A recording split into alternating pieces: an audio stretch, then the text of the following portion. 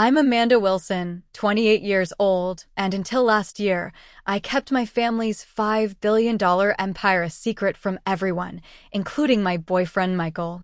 That decision haunted me when he left me for Jessica, the president's daughter, claiming I lacked ambition and connections. The pain was unbearable, but nothing compared to when I walked into my father's office and found them both there, sneering at me. "What brings you here, looking for a handout?" Michael asked with contempt while Jessica laughed. "Before I tell you how I made them regret ever laughing at me, let me know where you're watching from. Hit that like button and subscribe if you've ever been underestimated." Growing up, I never knew we were wealthy. My father, Richard Wilson, deliberately raised me in a comfortable but decidedly middle-class neighborhood in Boston. Our house was modest, my clothes came from regular stores, and I even worked summer jobs at the local coffee shop. Dad always said, "Amanda, you need to understand the value of hard work before you can appreciate success." Mom supported his philosophy, though she occasionally slipped me extra spending money when Dad wasn't looking. It wasn't until my 18th birthday that Dad took me to his actual office building downtown, a gleaming 50-story skyscraper with Wilson Enterprises emblazoned across the top. He explained that he'd built a technology and investment empire worth billions, but had kept it separate from our home life to ensure I developed a strong work ethic and genuine values. "You'll inherit this someday," he told me, "but first, you need to learn how the world works without the advantage of our name." I respected his decision and promised to continue living modestly through college. We agreed I would use my mother's maiden name, Parker, to avoid connection to the Wilson fortune. I worked part-time jobs while studying business at Massachusetts State University, lived in a cramped dorm room with 3 other girls, and ate ramen noodles like everyone else. During my junior year, I met Michael Harris in my entrepreneurship class. He was handsome, ambitious, and seemingly kind. Unlike the other guys who bragged about their family connections, Michael talked about building something from nothing. His father worked as a mid-level executive at a manufacturing firm, and Michael had scholarship money mixed with student loans. "I'm going to create something remarkable," he told me during our first study session at the library. "Something that changes how businesses operate." I was instantly attracted to his drive and vision. After 3 coffee dates and countless text messages, we became inseparable.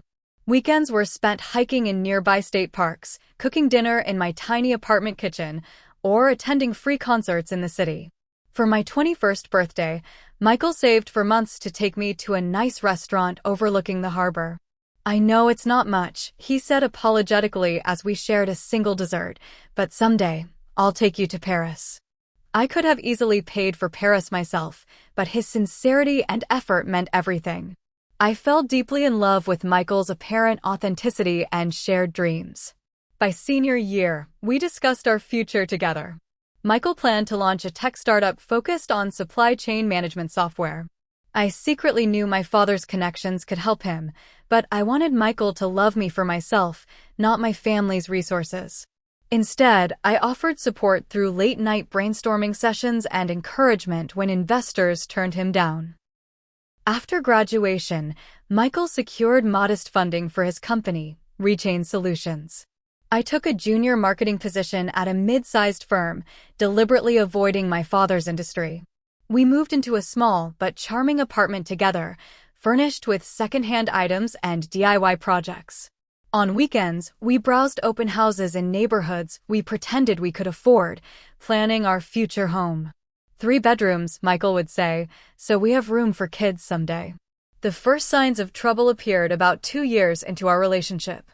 Michael began attending more networking events alone, saying my presence would distract potential investors.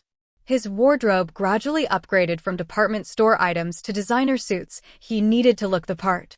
He became increasingly critical of my career progress. "Don't you want more than just being a marketing manager?" he asked one night. "You have potential, but you're not leveraging it." I couldn't explain that I was deliberately avoiding rapid advancement to maintain my cover. Instead, I assured him I was happy with my gradual career growth. Then came the fateful Anderson Charity Gala. Michael received an invitation through a business contact and insisted we attend. This is where the real power players connect, he explained while buying a tuxedo he couldn't afford. The gala was hosted at the Lincoln Memorial, with politicians, celebrities, and business titans mingling under crystal chandeliers. I recognized many faces from my father's social circles, but maintained my distance. Michael, however, worked the room aggressively, leaving me alone for long stretches while he handed out business cards. That's when Jessica Rutherford entered. The president's only daughter was stunning in a red designer gown, surrounded by Secret Service agents trying to remain inconspicuous. She had her father's confident smile and her mother's elegant posture, enhanced by an Ivy League education and privileged upbringing. I watched from across the room as Michael's attention locked onto her. Within minutes, he had maneuvered his way into her conversation circle, laughing too loudly at her jokes and standing slightly too close. When he finally returned to my side, his eyes kept drifting back to her. "Did you meet the president's daughter?" he asked, trying to sound casual. "No," I replied, feeling suddenly cold despite the crowded room. "She's brilliant. Harvard Business School, working in her father's administration now." Those are the kinds of connections that change lives. As we drove home that night, I couldn't ignore the knot forming in my stomach. Something fundamental had shifted, and for the first time, I wondered if I'd been wrong about Michael all along. The changes in Michael were subtle at first, then impossible to ignore. Late nights at the office became normal, weekend work became essential, and our date nights disappeared from the calendar. When we did spend time together, his phone constantly buzzed with notifications he'd check immediately, smiling at the screen. "Work never stops for entrepreneurs," he'd say when I questioned him. I tried to be understanding. Building a company takes tremendous effort and sacrifice. I supported him with home-cooked meals left in the refrigerator, handling all household responsibilities, and giving him space to pursue his dreams. But the distance between us grew wider each day. 3 weeks after the gala, I called Michael's office at 9:30 p.m. to ask when he'd be home. His assistant sounded confused. "Michael left around 6, she said. He mentioned dinner with potential investors." When he finally returned at midnight, his collar smelled of unfamiliar perfume. "The Anderson Foundation is considering an investment," he explained quickly. "Jessica Rutherford is on their board now. She's been incredibly helpful." The name hung in the air between us. "You've been meeting with Jessica?" I asked, trying to keep my voice steady. "It's purely professional," Michael insisted, not meeting my eyes. "Her connections are invaluable." I wanted to believe him, but the next morning I broke my own privacy rules. While Michael showered, I checked his phone. The text messages with Jessica numbered in the hundreds, starting the very night of the gala. Many were business-related, but others were personal, flirtatious, and increasingly intimate. "Your girlfriend seems nice but basic," one message from Jessica read. "You deserve someone who can match your ambition." Michael's response crushed me. "Amanda's comfortable with mediocrity. You understand what it takes to reach the top." I confronted him that evening, my hands shaking as I placed his phone on the kitchen counter. "Are you spying on me now?" he deflected, anger flashing across his face. "Are you cheating on me?" I countered. The argument lasted hours, moving from denial to confession to justification. Michael admitted he found Jessica intellectually stimulating and socially advantageous. She opened doors he'd been fighting to access for years. "You don't understand what this means for my company," he said, pacing our small living room. "The president's daughter is interested in my work and me. Do you know how many people would kill for that opportunity?" "What about us?" I asked, tears streaming down my face. "What about our 5 years together?" Michael sat beside me on the couch, suddenly gentle. "Amanda, I care about you. I always will. But we want different things. You're content with your marketing job and this apartment. I want more." "I can help you," I said, nearly revealing my family's wealth. "We can build something together." He shook his head. "She comes from power and influence. What do you bring to the table? Your parents are teachers, you have no connections, no real ambition beyond middle management. Jessica understands the world I want to live in." Every word stabbed deeper because they were based on the lie I'd maintained. I could have told him then about my father, about the billions waiting in my future, about the connections that would make Jessica's look minor in comparison. But I realized that would only change his behavior, not his character. "I think we need a break," Michael finally said. "Time to figure out what we both want." He packed a small bag that night, claiming he'd stay with a friend. I spent the next week crying, barely eating, missing work, and hoping he'd realize his mistake. I nearly called my father multiple times to ask for advice, but couldn't bring myself to admit how thoroughly I'd been fooled. 2 weeks into our break, a college friend called. "Have you seen Instagram today?" Madison asked cautiously. I hadn't, but quickly opened the app to find what she meant. Michael had posted a photo at a rooftop restaurant in Manhattan, his arm around Jessica's waist, the city lights twinkling behind them. The caption read, "Sometimes life surprises you with exactly what you need." The post had thousands of likes, including from venture capitalists and tech industry leaders I recognized. The comments section overflowed with congratulations and heart emojis. No one mentioned me, the girlfriend of 5 years now apparently erased from existence. I called Michael immediately, but my number had been blocked. I emailed, but received no response. 5 years together, and he couldn't even give me the dignity of a proper breakup. My world collapsed around me as I realized I'd been completely replaced, discarded for someone with better social currency. That night, I sat alone in our apartment, surrounded by photos and mementos of our relationship, questioning every moment we'd shared. Had any of it been real? Had he ever truly loved me? Or had I always been a placeholder until someone better came along? The weeks following Michael's betrayal blurred together in a haze of grief and humiliation. I threw myself into work, accepted every overtime opportunity, and avoided social media entirely. But Jessica Rutherford was inescapable. As the president's daughter dating a promising tech entrepreneur, their relationship quickly became media fodder. Photos appeared in business magazines, society pages, and news sites. Jessica's Instagram followers jumped from thousands to millions, and she leveraged the attention masterfully, posting carefully curated glimpses of their glamorous life together. Worse, she seemed aware of my existence and deliberately flaunted their relationship where I might see it. She tagged local Boston spots Michael and I had frequented, sometimes wearing items eerily similar to mine.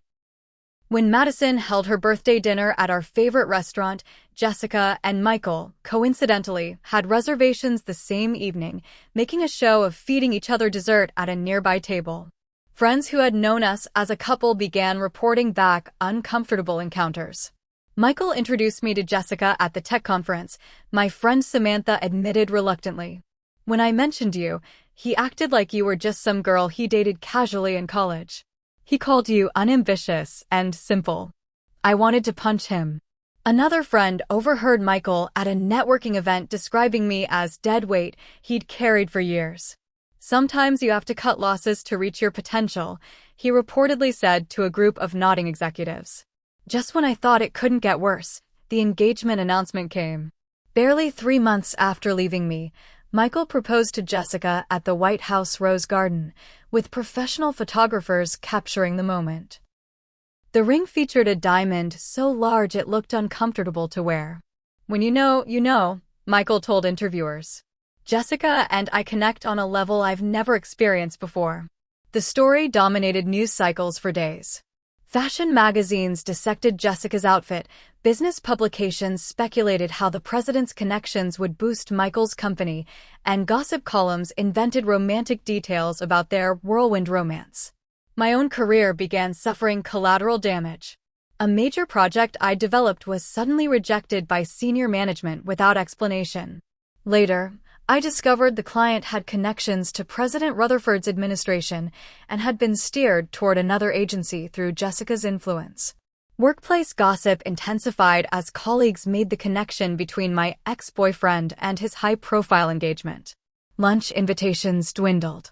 I overheard whispers in the break room. "Can you imagine being dumped for the president's daughter? How do you even compete with that?" Friends I'd known for years gradually drifted toward Michael and Jessica's orbit, attracted by proximity to power and influence. Madison, who'd initially been outraged on my behalf, later apologized for accepting an invitation to their engagement party. "It's a networking opportunity one can't afford to miss," she explained awkwardly. "You understand, right?" I didn't, but nodded anyway, watching another friendship fade. The isolation drove me to finally seek professional help. My therapist, Dr. Patricia Reynolds, helped me process the compounding betrayals. "You've experienced rejection on both a personal and public level," she explained during one session. "It's natural to question your worth under these circumstances." We worked through exercises to rebuild my self-esteem and developed strategies for handling unexpected reminders of Michael. Dr. Reynolds gently suggested I consider changing jobs, perhaps even cities, for a fresh start. "Sometimes geographical distance creates emotional distance," she advised. During this period, my father grew increasingly concerned. Our weekly dinners became his opportunity to check on my mental state. He watched me lose 15 pounds, develop insomnia, and struggle with anxiety attacks when Michael appeared in the news. "Amanda," he said one evening over barely touched pasta, "it's time to stop hiding. Join Wilson Enterprises. Use your talents where they'll be appreciated." For years, I'd resisted working in the family business, determined to prove myself independently. But my resistance was crumbling under the weight of Michael's betrayal and the professional sabotage that followed. "What position?" I asked, finally considering the possibility. "Executive Vice President of Strategic Development," Dad replied immediately. "The role has been waiting for you. The board already approved it last year." The title would place me near the top of the corporate hierarchy, overseeing projects worth hundreds of millions. It would require revealing my true identity, stepping into the wealth and power I'd hidden for so long. "I need time to think," I told him. That night, I couldn't sleep. The television played in the background, and suddenly Michael's face appeared on a business news segment. Rechain Solutions had secured $50 million in funding, largely through connections made via his relationship with Jessica. The camera panned to show them together at the press conference, her hand possessively on his arm. "We're revolutionizing supply chain management while making it environmentally sustainable," Michael told reporters, using ideas we developed together during late-night brainstorming sessions. Jessica beamed beside him in a designer suit that probably cost more than my monthly salary. They looked perfect together, successful and untouchable. I turned off the TV and made my decision. The next morning, I called my father. "I'll take the job," I said. "When do I start?" 2 weeks later, I stood before my closet, preparing for my first day at Wilson Enterprises. My father had announced my appointment internally, explaining I'd been working independently to gain experience, but was now joining the family business. The news release mentioned my education and accomplishments, but deliberately omitted photographs. I selected a tailored navy suit, pearl earrings my grandmother had given me, and subtle makeup. My hands trembled slightly as I secured my hair in a sleek chignon. Today marked the end of Amanda Parker and the beginning of Amanda Wilson, heiress and executive. The Wilson Enterprises headquarters dominated the Boston skyline, its glass and steel architecture reflecting the morning sunlight. I'd visited occasionally over the years, but always through private entrances, maintaining my father's carefully constructed separation between our family and business lives. Today, I entered through the main lobby, nodding to security guards who suddenly stood straighter upon recognizing me. "Good morning, Ms. Wilson," the receptionist greeted me warmly. "Your father is expecting you in the executive suite." The elevator whisked me to the 48th floor, where the executive offices occupied a space with panoramic views of the city. My heart pounded as the doors opened. This moment represented everything I'd avoided for years, the privilege and responsibility I'd pretended didn't exist. The executive floor buzzed with activity, smartly dressed professionals moving purposefully between glass-walled offices. Several stopped to welcome me, their curiosity barely concealed behind professional smiles. My father's assistant, Barbara, had prepared a welcome basket for my new office, complete with personalized stationery bearing the Wilson logo. "Your father asked to see you before the morning meeting," Barbara explained, guiding me toward his corner office. He's just wrapping up an unexpected appointment. As we approached the glass-enclosed waiting area outside Dad's office, I froze. Sitting on the leather sofa, scrolling through his phone with entitlement, was Michael. Beside him, examining her manicure with bored indifference, sat Jessica. They hadn't noticed me yet. Michael wore an expensive suit I'd never seen, his hair freshly cut in a style that screamed wealth and success. Jessica's outfit probably cost more than a car, her presidential security detail maintaining a discreet distance near the elevators. Barbara noticed my hesitation. "Is everything all right, Ms. Wilson?" Her words caught Michael's attention. He looked up, confusion crossing his face as he registered my presence. The confusion quickly transformed to shock, then calculation, as he tried to process why his ex-girlfriend was on the executive floor of Wilson Enterprises. I forced myself forward, Barbara's steadying hand on my elbow. "Amanda?" Michael stood, genuine bewilderment in his voice. "What are you doing here?" Jessica looked up, recognition dawning as she connected me to the girlfriend Michael had discarded. "I work here," I said simply, finding surprising steadiness in my voice. Michael's expression shifted through several emotions before settling on something between condescension and pity. "Really? Since when?" "Today is her first day," Barbara interjected protectively. Jessica stood now too, her designer heels bringing her to my height. She examined me like an interesting specimen, taking in my professional attire with a dismissive glance. "What brings you here, looking for a handout?" Michael asked, his tone dripping with contempt. "The receptionist's position is probably on a lower floor." Jessica laughed, the sound cutting through the suddenly quiet office. "We don't hire broke girls, especially not on this floor. This is for executives, not assistants." Several nearby employees had stopped to watch the exchange, their expressions ranging from confusion to discomfort. I felt heat rising in my cheeks, words failing me at this critical moment. "Actually," Barbara began, her protective instinct flaring, but she was interrupted by the opening of my father's office door. Dad emerged, his imposing 6'3" frame filling the doorway, expression thunderous as he took in the scene before him. He had apparently heard everything through the thin glass partitions. "What did you just say to my daughter?" he demanded, voice dangerously quiet. Michael turned, extending his hand automatically. "Mr. Wilson, I apologize for the confusion. This is my ex-girlfriend. I had no idea she worked for you now." "Worked for me?" My father's eyebrows rose. "Amanda doesn't work for me. She works with me. As executive vice president and my heir." The blood drained from Michael's face as realization dawned. "Wilson. Amanda Wilson. Not Parker." Jessica stepped forward, social training kicking in as she tried to salvage the situation. "There seems to be a misunderstanding. We're here because Michael's company has a proposal for Wilson Enterprises." My father's expression hardened further. "I know exactly why you're here. Michael's company was recommended by your father, Jessica. I was interested until I did some deeper research." He turned to Michael. "Your company's technology is derivative at best, and your business model has significant flaws. Worse, I discovered you stole key concepts from my daughter." Michael stammered, "That's not true. I developed everything myself." "Really?" Dad pulled out his phone, scrolling to find something. "Barbara, please display this email on the conference room screen."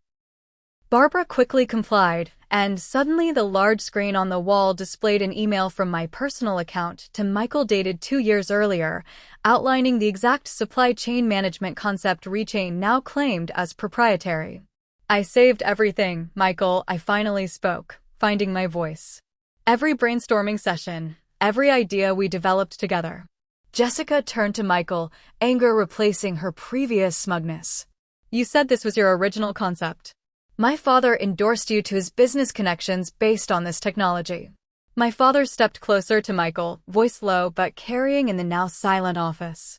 "I fired your father from his manufacturing position 5 years ago for corporate espionage. He was selling trade secrets to competitors. The apple doesn't fall far from the tree, it seems." Michael's face contorted with shock. "My father resigned to pursue other opportunities." "That's what he told you?" "He was caught red-handed and given the option to resign rather than face prosecution." I kept it quiet out of respect for your family. Dad shook his head. Now I find his son dating my daughter, stealing her ideas, then attempting to sell them back to my company while insulting her in my office. Dad turned to Jessica. And you? I've known your father for 20 years. We've had our political differences, but I've respected him. I wonder what he'd think about you mocking someone as broke when your entire lifestyle is funded by taxpayers. Jessica flushed crimson. My father will hear about this. I certainly hope so, Dad replied evenly. I'll be calling him myself. In the meantime, I suggest you both leave immediately. A security team had materialized near the elevators, clearly summoned by Barbara. This is a misunderstanding, Michael pleaded, desperation replacing his earlier arrogance. Amanda, please, if I'd known. If you'd known I was wealthy, you wouldn't have left me? I finished for him. That's exactly why I never told you. I wanted someone who loved me for myself. I did love you, he tried, but the lie was transparent now. Both of you, get out, my father commanded. Security will escort you downstairs. And Michael, expect a cease and desist letter regarding the stolen intellectual property. My legal team will be in touch. As security led them toward the elevator, Michael looked back once, his expression a mixture of shock, anger, and regret. Jessica walked with rigid posture, already on her phone, likely calling her father's damage control team. When the elevator doors closed behind them, the office remained silent for a moment before erupting in whispers. Barbara squeezed my arm supportively. I'm sorry you had to experience that on your first day, Dad said quietly. I had no idea there was a connection between you and Michael Harris. He was recommended through political channels, not on merit. I nodded, emotions warring within me.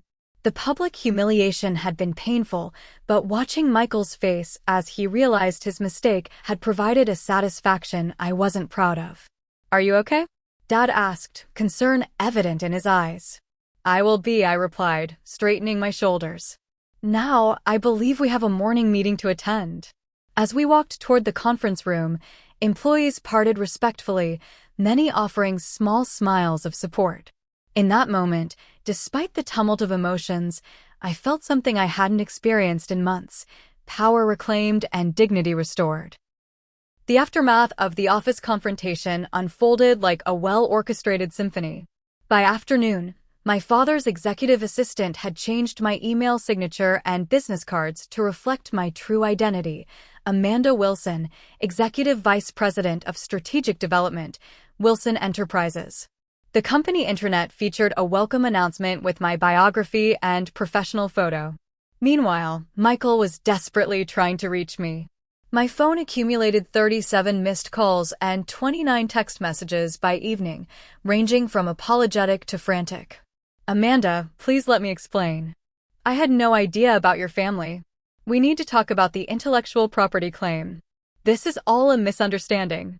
I read each message but responded to none.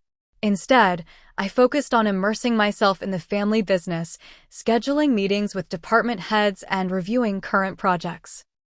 Dad had prepared an extensive onboarding program, but I quickly demonstrated knowledge that surprised even him. You've been paying attention all these years, he remarked during our end-of-day debrief. I've been listening at Sunday dinners since I was 12, I admitted. And reading all the annual reports and quarterly statements you left, accidentally, in the home office. 3 days after the confrontation, President Rutherford himself called my father. Dad put the call on speaker in his office with me present. Richard, I want to apologize for my daughter's behavior, the president began, his distinctive voice crisp through the speakerphone. Jessica has been raised with privilege that sometimes clouds her judgment. I appreciate the call, James, my father replied. But I believe your daughter was following her fiancé's lead in this situation. Former fiancé, President Rutherford corrected. I've advised Jessica to reconsider that relationship. The young man apparently misrepresented himself and his business to gain access to my connections. I stayed silent, but my father glanced at me before responding. That aligns with our assessment as well. I understand your daughter was personally affected by this situation, the president continued. Please extend my apologies to her as well. After the call ended, Dad turned to me. Political damage control. He's worried about how this might look if it becomes public. Will it? I asked. That depends partly on you, he responded. How do you want to handle this? I considered the question carefully.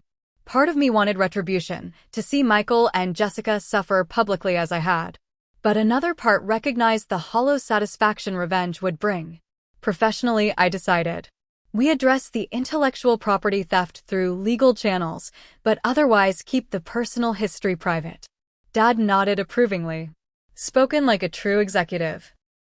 While I maintained public dignity, news of my identity spread quickly through business circles. Former classmates and colleagues connected the dots between Amanda Parker and Amanda Wilson. LinkedIn requests flooded my inbox, including from people who had ghosted me after Michael's betrayal. Madison called 2 days later, her voice uncharacteristically hesitant. Amanda, I had no idea. Why didn't you tell me? Would it have changed whether you attended their engagement party? I asked, keeping my tone neutral. Her silence was answer enough. The professional consequences for Michael mounted quickly. My father's legal team sent formal notices regarding the intellectual property infringement, requesting immediate cessation of using technology developed during my relationship with Michael. The letter carefully documented dated emails, notes, and prototype sketches I had fortunately saved. The larger business community took notice when several major investors began quietly distancing themselves from Rechain Solutions. Without mentioning our personal history, Dad had shared his concerns about the company's true innovation capabilities with key contacts. Within weeks, Michael's $50 million funding round was in jeopardy as due diligence questions multiplied. At my suggestion, Wilson Enterprises announced a new division focused on supply chain sustainability, directly competing with Rechain's core offering, but with substantially more resources and industry connections. We hired 3 top engineers from Michael's small team, who jumped ship as rumors of funding troubles spread. Jessica's social media presence changed dramatically. Gone were the cozy photos with Michael, replaced by solo appearances at charity events and family functions. Her public comments about entrepreneurial innovation ceased entirely. According to industry gossip, the Rutherford family had withdrawn all support from Rechain, creating a domino effect as other politically connected investors followed suit. 6 weeks after our confrontation, Wilson Enterprises made a strategic move that I personally orchestrated. We acquired a struggling supply chain analytics company that competed directly with Rechain, but had better foundational technology. The purchase price was modest, but the message was clear. Wilson Enterprises was entering the space with serious intent. The acquisition terms specifically excluded Michael from any management role, and the restructuring rendered his minority stake in the acquired company essentially worthless. The business press covered the acquisition extensively, with several articles noting the interesting coincidence that Wilson Enterprises' new EVP had previously been in a relationship with Rechain's founder. Invitations to elite business functions that had previously welcomed Michael and Jessica now listed only Jessica, and even those dwindled as the Rutherford family recalibrated their social strategy. Michael's previous network, built largely through Jessica's connections, disintegrated almost overnight. 3 months after joining Wilson Enterprises, I received an unexpected email from Jessica herself. Amanda, I owe you an apology for my behavior. I was cruel and judgmental based on false information Michael provided about you. While this doesn't excuse my actions, I want you to know I regret how I treated you. I've ended my relationship with Michael after discovering multiple misrepresentations beyond what involved you. Sincerely, Jessica Rutherford. I appreciated the apology, but recognized its political calculation.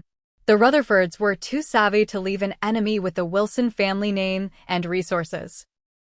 The final confrontation came during the annual Boston Technology Alliance Holiday Gala. As the new face of Wilson Enterprises' Innovation Division, I attended with my executive team. My father had warned me that Michael might be there, desperately networking to save his failing company. I spotted him immediately, looking noticeably less polished than when I'd last seen him. His designer suit appeared slightly rumpled, his smile strained as he worked the room with increasing desperation. When our paths inevitably crossed near the champagne fountain, Michael's face registered shock, then a forced attempt at warmth. "Amanda, you look wonderful," he began, as if we were old friends. "I've been trying to reach you." "I've been busy," I replied evenly, accepting a champagne flute from a passing server. "I can see that. Your father's company is making impressive moves." He glanced around to ensure no one was within earshot before continuing. "About reaching, I think there's been a misunderstanding about the intellectual property. We developed those ideas together. My dated emails and notebooks suggest otherwise," I countered. He stepped closer, lowering his voice. "Amanda, please. My company is falling apart. Investors are pulling out. The acquisition you engineered gutted our competitive advantage. I'm asking for a chance to make things right." "What exactly are you proposing, Michael?" His expression brightened, sensing an opening. "A collaborative approach.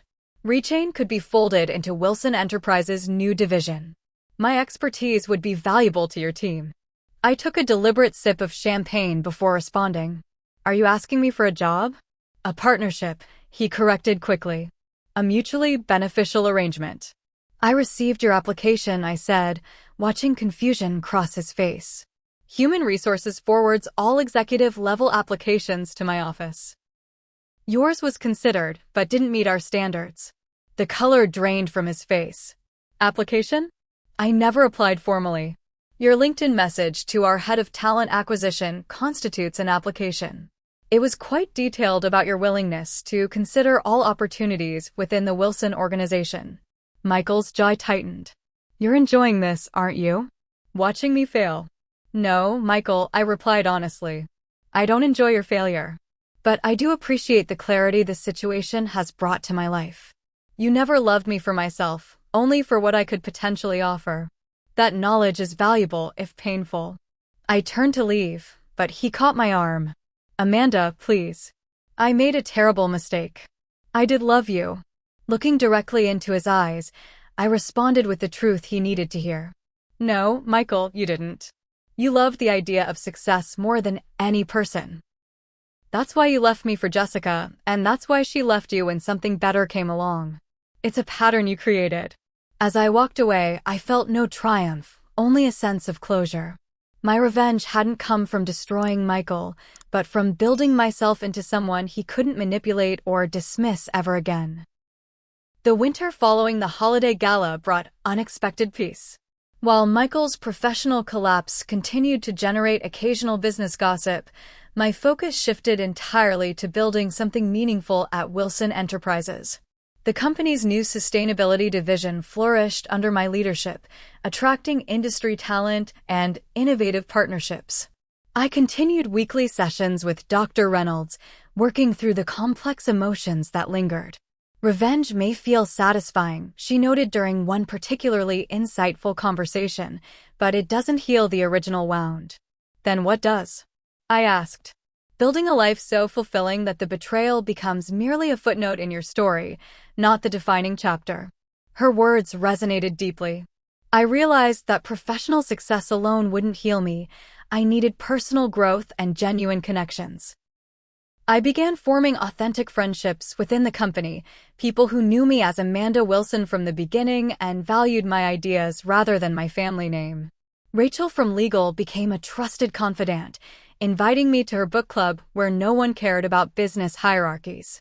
Carlos from product development shared my passion for community service, and we volunteered together at a local youth entrepreneurship program. 6 months into my role, Dad suggested I represent Wilson Enterprises at a clean energy conference in Chicago. "The sustainability angle aligns perfectly with your division," he explained. "And frankly, you understand the technology better than I do." The conference proved transformative, not for the business connections, but because I met James Sullivan, an environmental engineer who challenged my thinking during a panel discussion.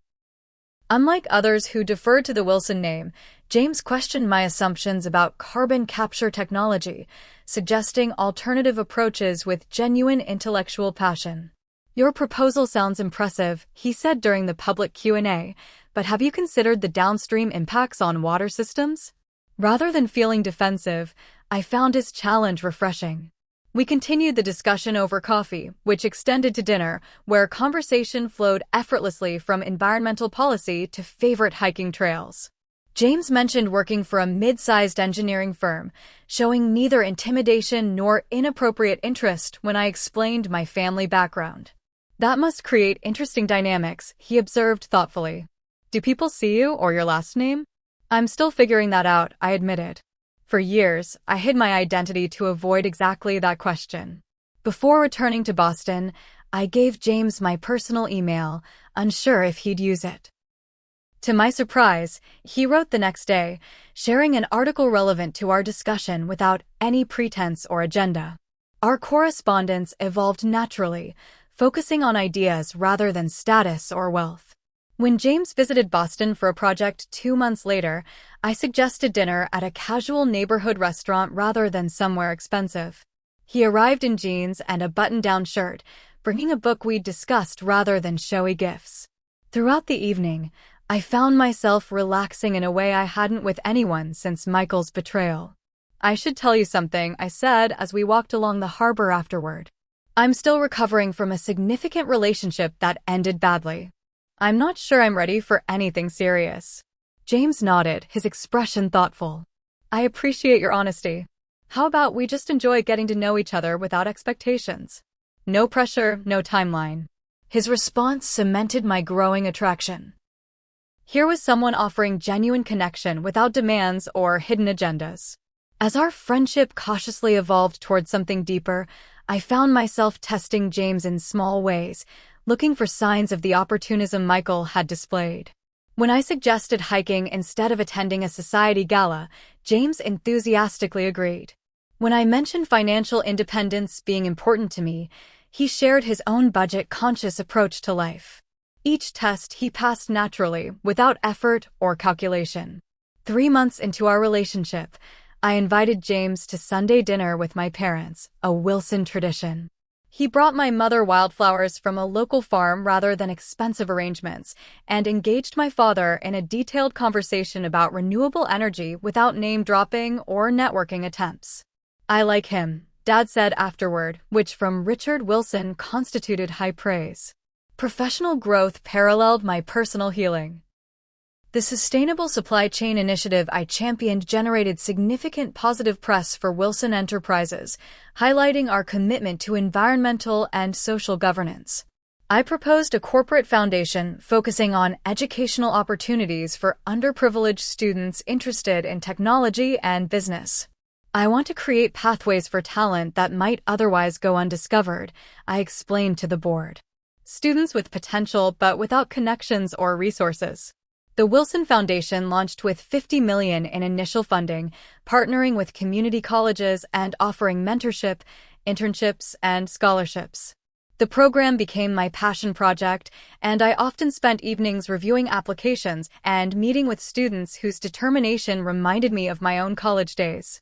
During this period, I had several difficult but necessary conversations with my father about our family's approach to wealth and identity. I understand why you raised me the way you did, I told him during a private dinner. The values were important, but the secrecy created vulnerability. I couldn't recognize Michael's true character because I was playing a role myself. Dad listened thoughtfully, something he hadn't always done when I was younger. I wanted to protect you from people who would value our money over you, he explained. Perhaps I overcorrected. There's a middle ground between flaunting wealth and hiding it entirely, I suggested. Authenticity with appropriate boundaries. This conversation led to meaningful changes in how our family operated. We became more transparent about our philanthropic work while maintaining privacy about personal matters.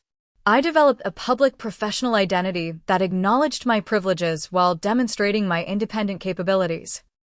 Almost a year after joining Wilson Enterprises, I received a LinkedIn notification that Michael had taken a mid-level management position at a competitor's subsidiary. The company announcement described him as bringing valuable industry experience, with no mention of his failed startup. Jessica had apparently moved on completely, recently photographed with a European diplomat at White House functions. Surprisingly, the news triggered no emotional response. Michael had become irrelevant to my story, exactly as Dr. Reynolds had predicted. My life had expanded beyond the betrayal, filled with meaningful work, authentic relationships, and personal growth that made my time with him seem like a distant chapter in someone else's book. James and I continued building our relationship at a thoughtful pace, taking weekend trips to national parks and having honest conversations about our values and future hopes. Unlike Michael, who had projected an image he thought I wanted, James remained consistently himself, brilliant but humble, ambitious but ethical, confident but kind. When he kissed me for the first time under stars during a camping trip to the White Mountains, I felt no reservations or fears. This connection was built on truth from the beginning, with nothing hidden and nothing to prove. During one of my final therapy sessions, Dr. Reynolds asked what I had learned from the entire experience. That wealth can't protect you from pain, I reflected, but it can't create genuine happiness either. Both require authenticity and the courage to be vulnerable with the right people. And what would you tell the Amanda from a year ago? She inquired. I considered the question carefully. That the betrayal that felt like an ending was actually the beginning of something much better. That sometimes people leave your life to make room for those who truly belong there. As I left her office that day, I realized I was finally free from the shadow of Michael's betrayal. The pain had transformed into wisdom, the humiliation into strength, and the loss into opportunity for something far more valuable, a life built on truth. 3 years passed like turning pages in a well-written novel, each chapter building purposefully upon the last. Wilson Enterprises expanded globally under joint leadership from my father and myself, with our sustainable supply chain division becoming the company's fastest-growing segment. Business publications that once featured Michael and Jessica now ran profiles of our environmental initiatives and corporate responsibility programs. The Wilson Foundation had grown beyond our initial vision, now supporting over 500 students annually with comprehensive educational and professional development programs. At 31, I had found my purpose in this work, mentoring young people who reminded me of myself during college, determined to succeed through merit rather than connections. James and I had built a relationship based on mutual respect and genuine partnership. His environmental engineering firm collaborated occasionally with Wilson Enterprises, but he maintained professional independence, refusing special treatment or accelerated contracts. When he proposed during a volunteer trip building water filtration systems in rural communities, the simple titanium ring he offered meant more than any diamond. "I love you for your brilliant mind and generous heart," he said under a star-filled sky. "Everything else is just context." We planned a small wedding ceremony for close friends and family, deliberately avoiding the society spectacle that would have been expected. My mother initially questioned the modest approach, but eventually supported our vision for an authentic celebration. 2 weeks before the wedding, I traveled to Chicago for a technology conference where Wilson Enterprises was unveiling new tracking software for ethical supply chain verification. After my keynote presentation, I checked into the lakefront hotel where our team was staying, planning to review partnership proposals before dinner. As I crossed the lobby, a familiar figure in a hotel uniform caught my attention. Michael was supervising the Bell staff, his expression serious as he directed luggage carts and checked guest lists. He had lost weight, and his previously manicured appearance had given way to practical professionalism. He hadn't noticed me yet, focused entirely on instructing a new employee. My first instinct was to avoid the encounter, to slip past unnoticed and preserve the distance that had served us both well. But something made me pause, perhaps curiosity about my own emotional response to seeing him again. When Michael finally looked up and recognized me, shock registered briefly before he composed himself into professional courtesy. "Ms. Wilson, welcome to the lakefront. I'm the assistant manager here. Can I help with anything for your stay?" No anger colored his tone, no bitterness or resentment, just the practiced politeness of hospitality. I found myself equally calm, observing him with detached interest rather than emotional involvement. "Everything's fine, thank you," I replied evenly. An awkward silence hung between us, 3 years of unspoken history compressed into a moment. Congratulations on your success, Michael finally said, genuine despite the circumstances. I see Wilson Enterprises in the business news regularly. Thank you. The hotel seems lovely, I offered, maintaining the superficial pleasantness. Michael glanced around, a hint of pride evident.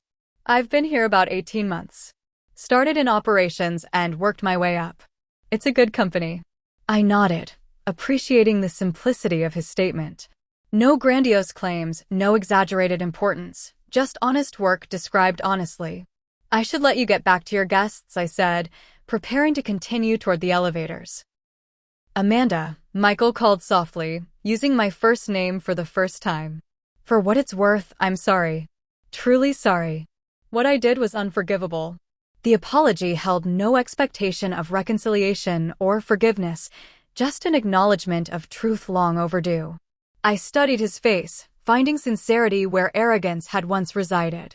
Thank you for saying that, I responded simply. Later that evening, I noticed the hotel manager approaching my table during dinner with my team. Ms. Wilson, I want to personally ensure your stay with us is exceptional. If there's anything at all you need, please don't hesitate to ask. Everything is perfect, I assured him. Your assistant manager runs a tight ship. Mr. Harris? Yes, he's been an excellent addition to our team. Very dedicated.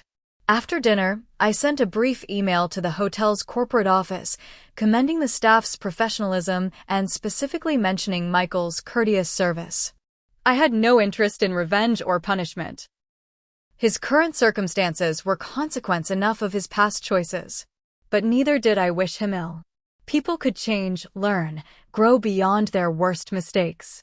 I believed that for myself and could extend the same possibility to him. The wedding proceeded exactly as James and I had planned, intimate and joyful without ostentation. We exchanged vows in a small botanical garden, surrounded by 40 guests who truly knew and cared for us.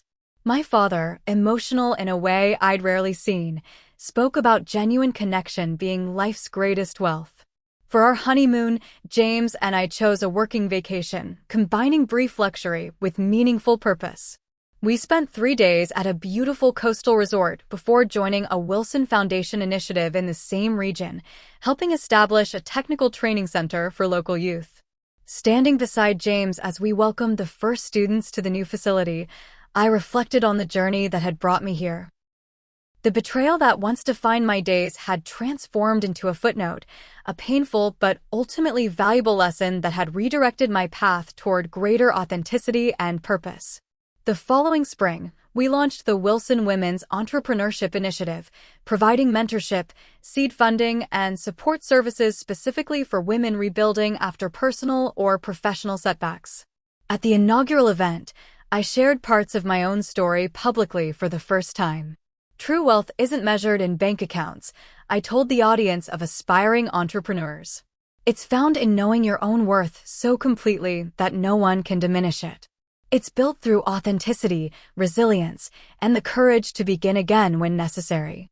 The program quickly became our foundation's most successful initiative, with thousands of applications and hundreds of new businesses launched within the first year.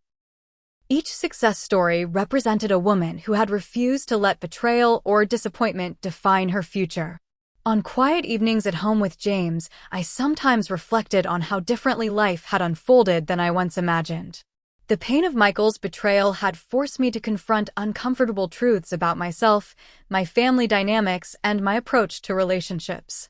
What had felt like devastation had actually been liberation, freeing me from a relationship built on partial truths and enabling me to create a life of complete authenticity.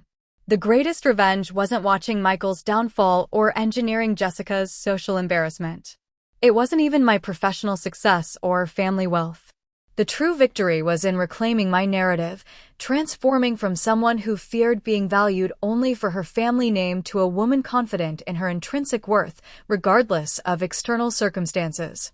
Have you ever experienced a betrayal that ultimately led you somewhere better? Remember that your value is never determined by someone else's inability to see it. True revenge isn't making others suffer, but ensuring they can never affect your happiness again. If this story resonated with you, please hit the like button and subscribe for more stories about finding strength through life's challenges. Share your own experience in the comments below and let me know what helped you rebuild after betrayal. Thank you for listening to my journey, and remember, sometimes the worst endings lead to the best beginnings.